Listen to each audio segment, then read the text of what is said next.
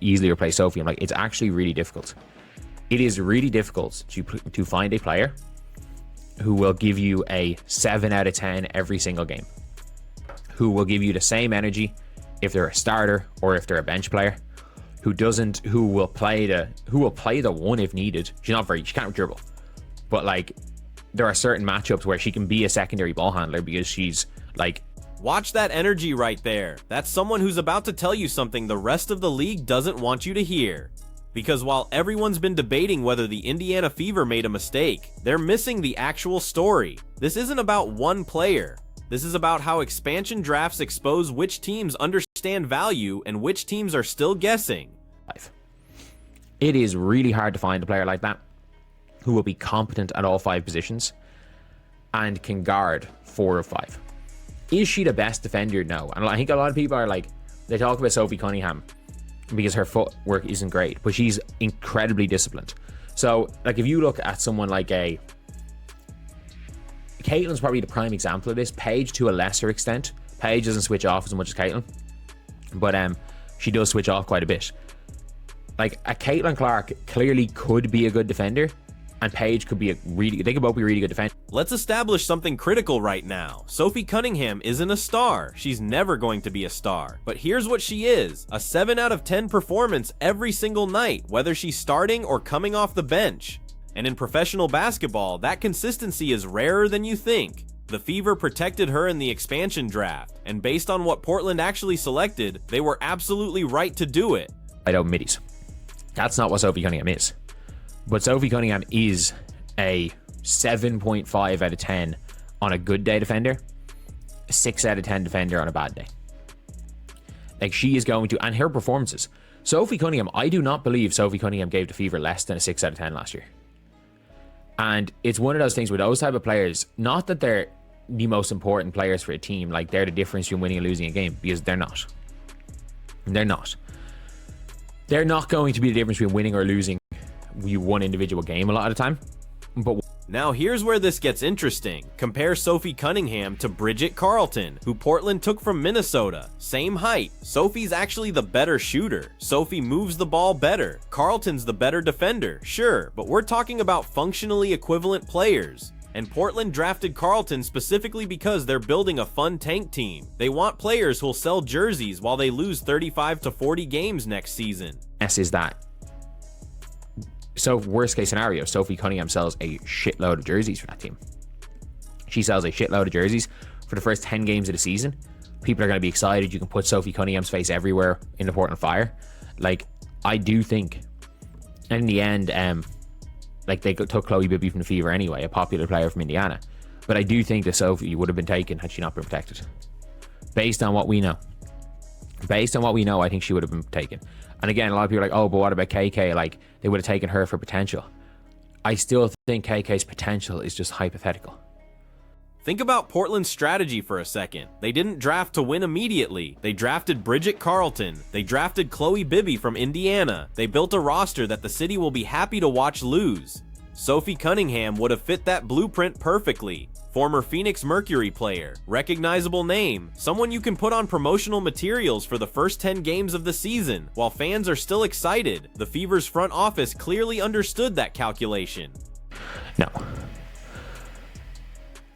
A lot of people, people don't understand when it comes to KK, that KK Timpson's stock is in the gutter. Like, it is in the gutter. Like, a lot of people are like, oh, you know, teams will take her based on potential. Like, KK Timpson's potential is hypothetical. You know the way people are like, oh yeah, somebody's ability is hypothetical. Her potential is hypothetical. Like, that's the maddest way I've had to describe this. Like, her potential is hypothetical. Like, her IQ is extremely low. She was getting DNPs over. But let's talk about the player everyone thought Indiana should have protected instead, Mykaela Timpson. And I need to be direct about this because there's a massive disconnect between fan perception and professional reality.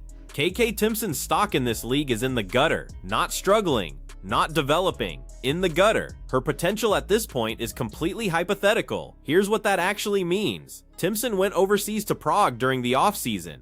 Standard move for young players trying to get reps and develop their game. Except she didn't get reps. She got DNPs. Do not plays. And if you don't understand how bad that is, let me explain. When an import player, a non-European player taking up a valuable roster spot, is getting DNPs in a European league, that's a catastrophic red flag. Figure it out, because I literally said when she signed for Prague, I was like, she's going to have to learn how to play off the ball. She's going to have to learn how to read the game. She's going to have to learn how to play defense off the ball, because if she doesn't, like, there's not going to be minutes for her in Prague. There was no minutes for her in Prague. She just got the MPs. Like, and I don't think you'll understand how bad it is when an import player that is a non-European player, how bad it is when an import player is getting DMPs. Like, it is, an import player getting DMPs is one of the most shocking things I've seen. It is incredibly surprising. And like, it is a knock on a player.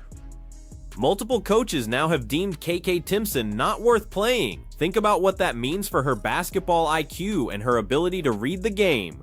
A year ago, I was higher on KK than almost anyone. I genuinely believed all she needed was playing time to figure things out. I said when she signed with Prague, this is where she'll learn to play off the ball, learn to read defenses, learn the discipline required at the professional level, and then she couldn't get on the court. That's not a development issue anymore.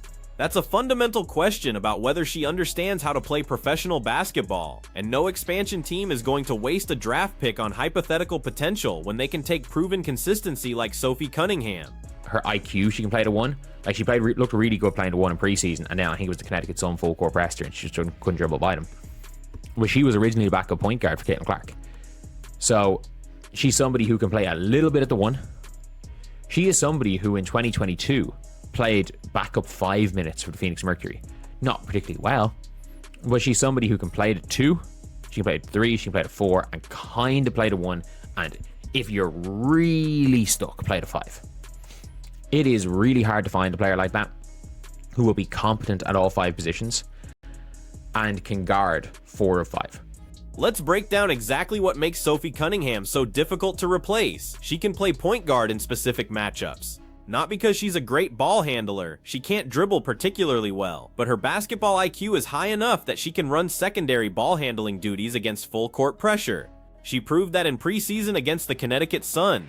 She played backup center for Phoenix in 2022.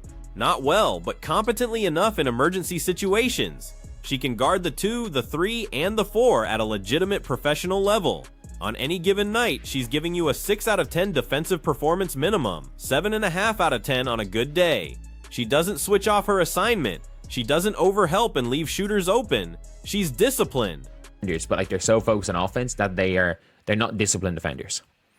At the pro level, neither of them are disciplined defenders. They both switch off the ball. Nobody more so than Caitlin, other than Alyssa Smith probably. KK Timpson just. I don't even know how to describe KK on defense. But like, Sophie Cunningham she doesn't switch off. She doesn't switch off at all. She plays hard. She is disciplined. Like, we saw her do a really good job in Paige Beckers. She's somebody that is a bit of a pest on defense.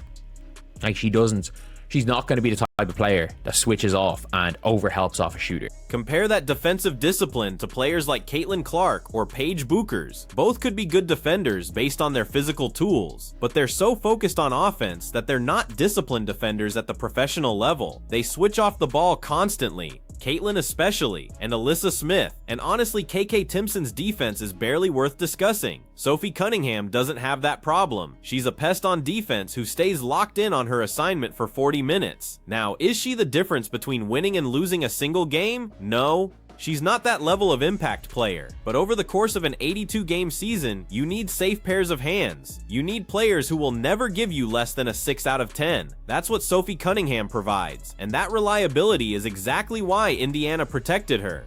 Multiple coaches now have deemed KK not worth playing, and it's not a Stephanie White thing. I do think she still gave more impact up to a point last season than Bree Turner, but what Bree Turner did the second half of the season, or in the last 10 games, was better than anything KK did. So yeah. That is pretty much it, lads.